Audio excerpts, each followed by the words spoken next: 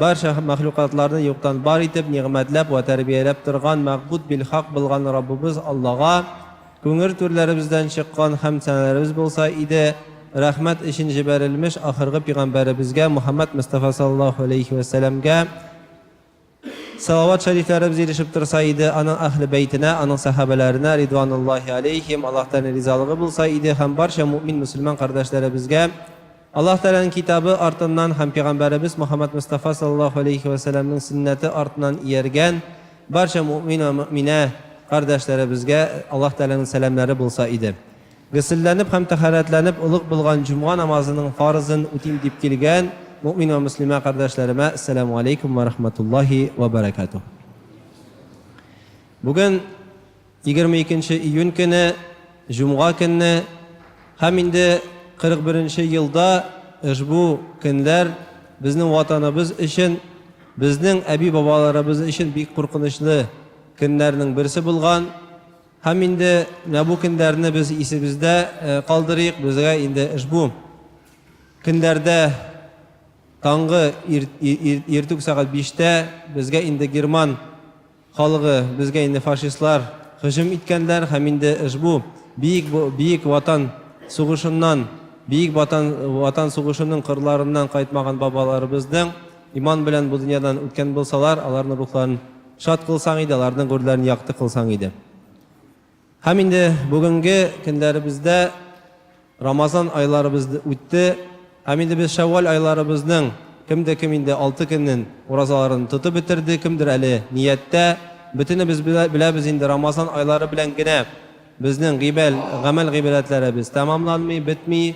Biz elbette yıl davrında da bu algan ilimlerimizni, algan indi aşkan köngüllerimizni, kuvvetlengen takvalıklarımızını kalgan 11 aylarımızda da saklap kalırga tırışırga tiyiş biz. Hem indi ul jingil gamel tügel, çünkü dünya degen eybir var. Biz ul dünyanı bütünü biz kitabız, bütünü bizning balalarımız, bütünü bizning indi mallarımız var. Her biri bizning gaylelerimiz var. Nindidir planlar kurabız. Hem indi şuna aldanıp, şu dünyaga aldanıp biz indi ahiretimizni unutmayık. Hem bugünkü cuma namazımız olda bolsa indi dünya bilen ahiretini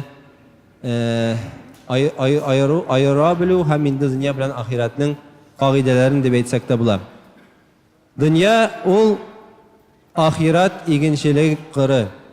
Yani bu dünyada biz nerse seçsek, şunun neticelerin, şunun jimişlerin ahirette tatırımız cemaat.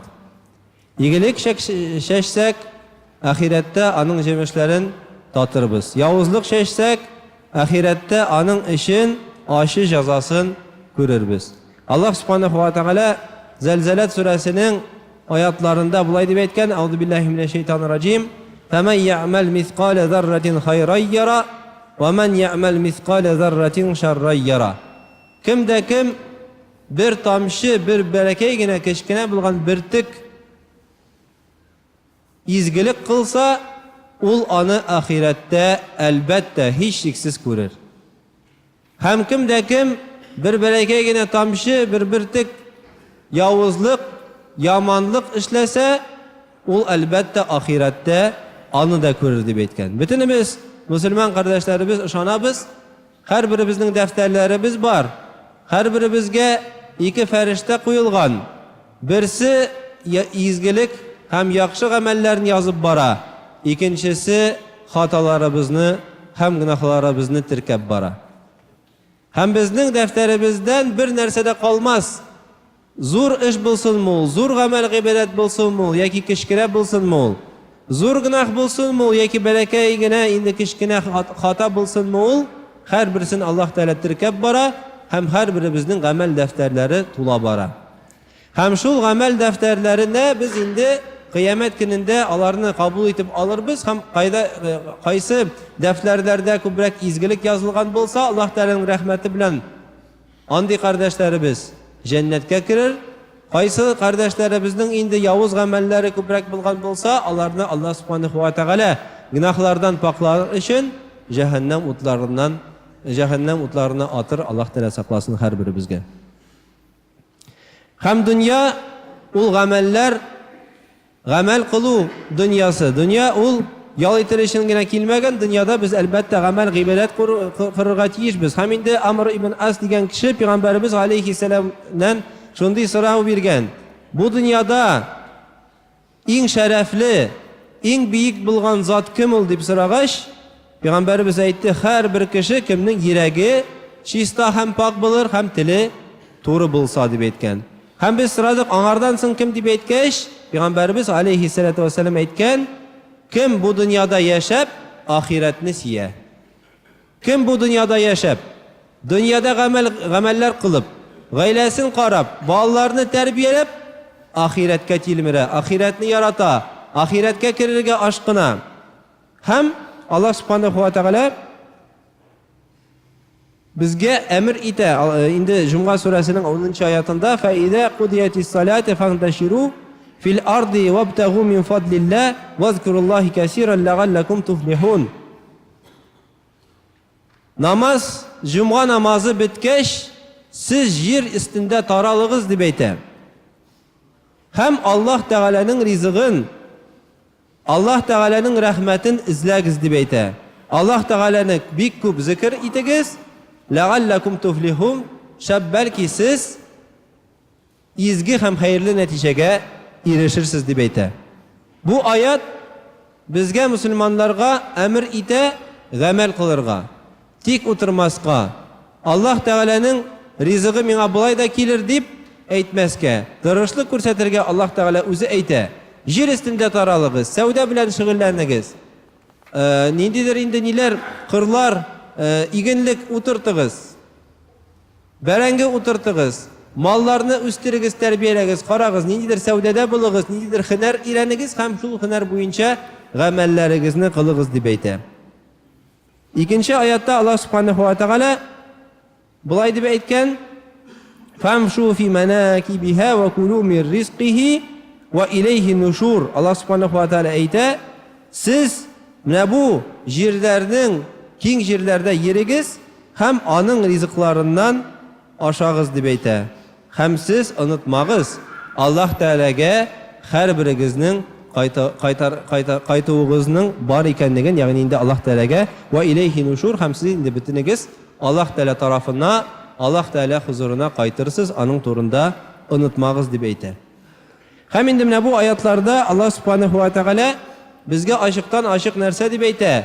Гыйбадәт кылу кирәк, Аллаһ Тәгаләне тану кирәк, намаз уку кирәк, ләкин шулай ук гамәл, гыйбадәт тә кылырга кирәк була дип әйткән. Һәм инде Пәйгамбәрбез алейхиссалату вассалам әйткән: туры булган, алдамый торган сәүдәгәр шаһидләр белән бер рәттә инде кубурылыр дип әйткән Аллаһ Тәгалә, ягъни инде шаһидләр белән бергә бер рәттә ахиратта булыр дип әйткән. Кемдә кем?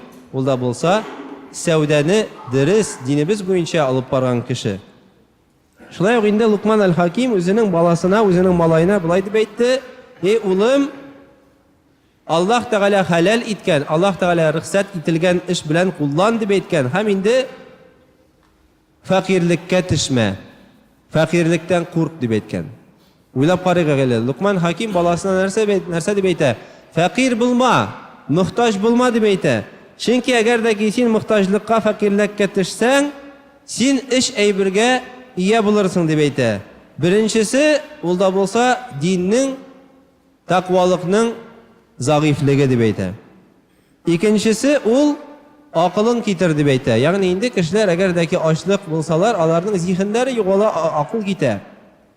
Һәм намусың югалыр дип әйтә. Ягъни Лукман Хаким баласына әйтә: "Кәсеп ит. Аллаһ Тәгалә халал биргән эшләреңне эшлә, башкар һәм мөхтаҗлыкка, фәкыйрьлеккә төшмә. Чөнки әгәр дә аңа төшсәң, акылыңны да югалтырсың, динеңне дә югалтырсың, һәм инде үзеңнең намусың да югалыр" дип әйткән. Аллаһ Субханаһу ва Тәгалә Нур сүрәсенең 37-нче аятында инде булай дип әйтә: "Риҗалун ла тулхихим тиҗаратун ва ла байгун ан зикриллах ва иқамис салати ва итаиз закат яхафуна яумат татaqallabu фихи алқулубу вал абсар." Аллаһ Субханаһу ва Тәгалә әйтә: шул кешеләр кайсыларын сатуда, сатып алуда, Аллаһ Тәгаләне зикр итүдән, aldan aldab alıp gitmez. Namaz okudan hem indi zakat çıgarudan alıp gitmez. Allar kıyamet gününden korkurlar. Hem kıyamet gününden korkurlar kaysısından yürekleri biz hem indi gözleri biz korkudan kıltırılar deb ayta Allah subhanahu wa ta'ala. Şulay indi unutmaska gerek Allah subhanahu wa ta'ala bizge ne bu amel gıybetler bilen dünya amel gıybetleri bilen ahiretni de unutmaska kuşkan. Hem indi bir galimimiz ayta bizning dünyamız, bizning turmushimiz, yaşav ravishimiz şulay bilirga tiyish, dünya bilen ahiret bir tegiz bilirga tiyish. Kışning iki kanatı kubuk. Bir kanat ul ahiret bulsa, ikinci kanat ul dünya. Hem biz Müslümanlar ne bu iki eybirini urtaşa işlerge tiyish biz, amel gıybet de kılırga tiyish biz, dünya kırırga gayleler, kırırga hem indi ballar üstlerge tiyish biz, hem indi şunu unutmuşam. Namazlar başkaru, urazalar tutu, zekat çıgaru, hem başka amel gıybetler kırırga tiyish biz, ahiret için ezirlenirge tiyish biz. Barakallahu li ve lana fil Kur'anil azim ve nafa'na bil ayatil ve zikril hakim. Estağfirullah li ve lekum ve lisa'ril cemaatil muslimin el hadirin ecma'in. İnnehu ve lafur rahim ecevadul kerim es-semi'ul alim.